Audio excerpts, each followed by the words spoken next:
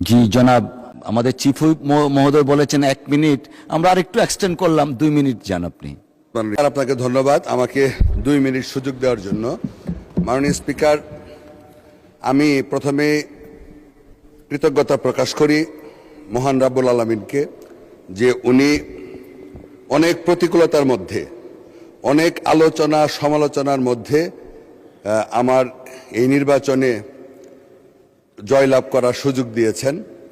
আমি প্রথমেই কৃতজ্ঞতা প্রকাশ করি আমাদের প্রিয় নেতা আজকের মাননীয় প্রধানমন্ত্রী জনাব তারেক রহমান সাহেবকে। আমি কৃতজ্ঞতা জানাই আমার শেরপুর 3 আসন এই শ্রীবর্দী ঝিনাইগাতির জনগণ তথা ভোটার ভাই বোনদেরকে, যারা আমাকে বিপুল ভোটের ব্যবধানে চতুর্থবারের মতো এই সংসদে পাঠিয়েছেন। মাননীয় স্পিকার, আমার শেরপুর জেলাটা অত্যন্ত অবহেলিত। বিশেষ করে আমার আসনটি গারো পাহাড়ের পাদদেশে অবস্থিত।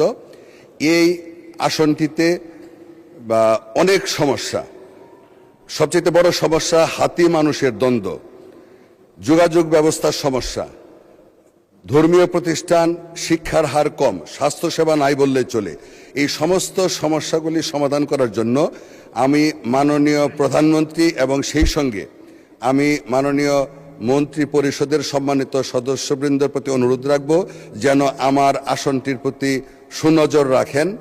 এই কথা বলে সকলকে ধন্যবাদ জানিয়ে, আবারও আমার এলাকার জনগণকে ধন্যবাদ জানিয়ে, অভিনন্দন জানিয়ে, কৃতজ্ঞতা প্রকাশ করে আমি আমার বক্তব্য শেষ করছি। আপনাকে ধন্যবাদ। আসসালামু আলাইকুম।